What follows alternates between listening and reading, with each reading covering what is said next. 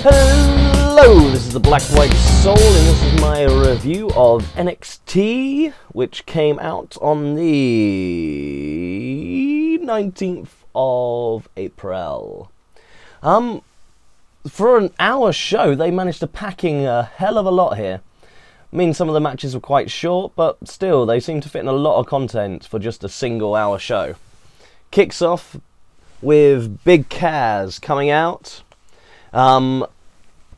He's an over babyface, even though he started off as a heel.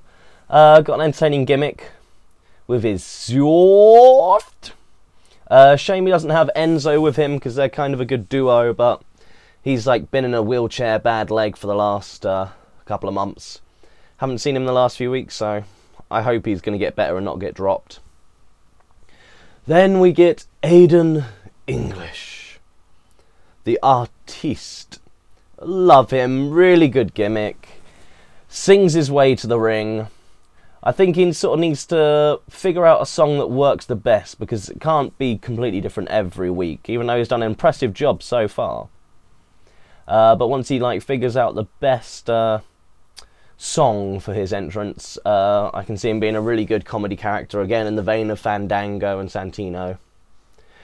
All in all, but they're both still good, solid wrestlers. Back and forth, especially Kaz can move for the big guy he is. He's sort of not a muscle-bound monster, but he's a tall guy like Edge. Probably taller, but sort of same sort of slim build. They have a really good back and forth for the finish. Big Kaz is going for a swinging STO. Reverses it into Aiden English's finisher. Big Kaz manages to throw him off. Back into Big Kaz's finisher. Again swings round but rolls it right up. Pulls the tights for the good cheap heel win. Aiden English is victorious. And roses shower upon him. Great characters. Can't wait to see them develop. I want to see them go against some other people though, because they've had this rivalry for a while. And I don't think it's going to do much for them just constantly fight each other. I want to see them with a bit more variety. Oh my god, their interviewer, Devon Taylor. If you're single, just give me a call. Give me... oh, okay. But yeah, she's really cute. And yeah, a random appearance from Tyler Breeze just to squeeze him on the show. He sort of hands her a flashcard. And she has to read off the hottest, most beautiful, cutest man in existence. And then Tyler Breeze sort of just pops in and says, just thought the show needed some more hotness, and then pops away. Really a nothing segment just to keep Tyler Breeze's name out there, I suppose. But again, another really good character, another really good comedy person. And he's quite exciting in the ring, but yeah, bit of a random appearance, not really necessary. And yay, Oliver Grays is back again, a fellow Brit. NXT is dominated by Brits. Your champion's a Brit, your female champion's a Brit. Oliver Grays coming back, he's not exactly dominating. But yeah, they gave him the entrance. I thought he was going to be the jobber, and they thought he was going to get someone jobbed to him, but no. Versus Camacho, and it's a squash match, which is annoying. They sort of seem to bring Oliver back as oh, he's good. He was NXT champion with Adrian Neville, and yeah, he's been off. They say a year. That's crazy. He's been away for a year from NXT.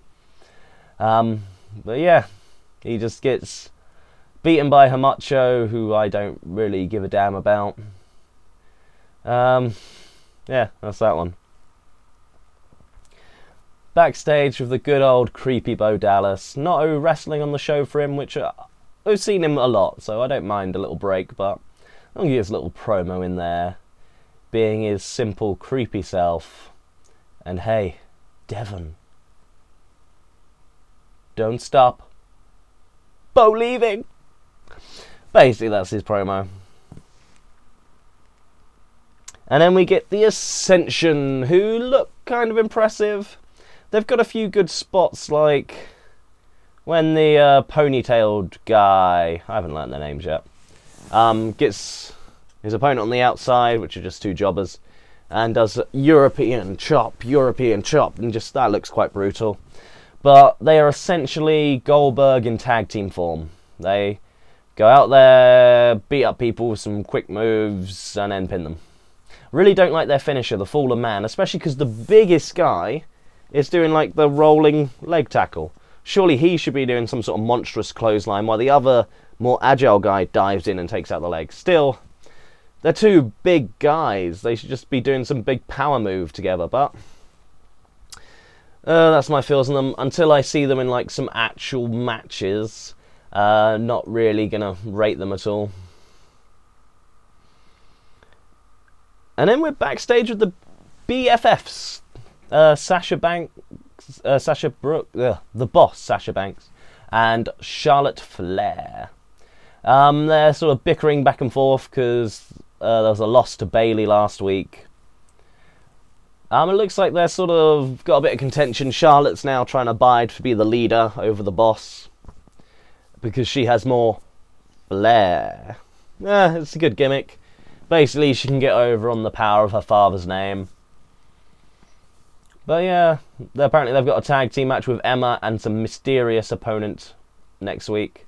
So we'll see if the BBFs are no longer BBFs. And then a good character that's managed to turn around, like Bo Dallas did. It was a face that was getting booed and managed to turn it into a useful heel. CJ Parker has turned himself into an eco-warrior heel. He dreams of a world without the NXT universe. A place where people don't drop litter. It's a good gimmick. It really annoys people being preached at, and he does it well. And then he actually gets a good match out of the Great Khali, which is no mean feat. It's not going to be a 5-star match of the year, but still, a solid match out of the Great Khali is an impressive feat. I liked it. He got backed off by the ref, and like he just shouts at the ref, "What's your problem? I'm trying to save the world." It just plays into character. It's good when they just use every aspect of the character. It's those little things that make them give them a bit more depth. But yeah, it's the Great Khali. Great Khali eventually gets the win. This is after a global warming chant from the crowd, really going against him here. And then Great Khali picks him up, and the bomb, where he doesn't actually have to do anything, just drops him, pins him. Yeah, good character. Again, he'll be a nice comedy guy. Lots of comedy guys in NXT. It's sort of Attitude Era-ish. Then we get a tag match between two like brand spanking new teams I've never really noticed before. JJ and TD versus the other guys. One of them was Baron, the other one had a weird name. I couldn't remember. I was expecting this just to be a quick job match, but no, both teams actually look quite strong in this. The Baron's team were two like quite big men, worked good together. Baron sort of shone. And then the other two were just two high energy, like agile guys. And yeah, it was good back and forth. But I really liked, what was it? JJ and TD's finisher. Well, one of them gets them in a sort of fireman's carry, and the other one delivers a DDT as they both drop. See, that's more a move the Ascension should be doing. But still, good move, good match. Hope these two actually get a bit more, these two teams, get some more gimmick to them. Actually give them a team name, so I don't have to just remember single names. And then we get our main event of the evening. The main event player, Brodus Clay, versus our NXT champion and fellow Englishman, Adrian Neville. He's got his new music, and he's got it timed so it does A-Trains, steam puffs. Like it, just need to refine it a little bit more, but a good entrance. And yeah, and they just show Adrian is not backing down, walks straight up to Brodus. Brodus shoves him away, and then Adrian gets straight back up, bam, elbows to the face.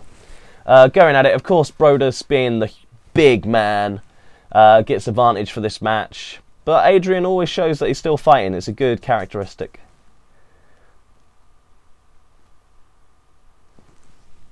That was a nice spot. Adrian jumps off the top for a flying elbow.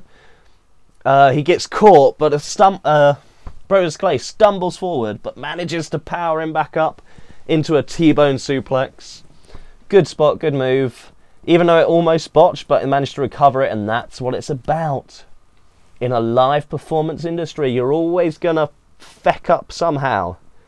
It's about carrying on and correcting your mistakes. Oh my god, and through this whole match, Brodus Clay seems to have really got a new moveset, and he's gone old school. He even hooks the hand behind the head, heart punch. Classic move, a good old crush in the 80s. Also, vice grip on the neck, the claw. There's all lots of good sort of submission and big man moves. I think he's been doing his research, and Brodus Clay is actually looking quite good in this. He does fit this big, brutal man persona more than he did the Funkapotamus or Funkasaurus.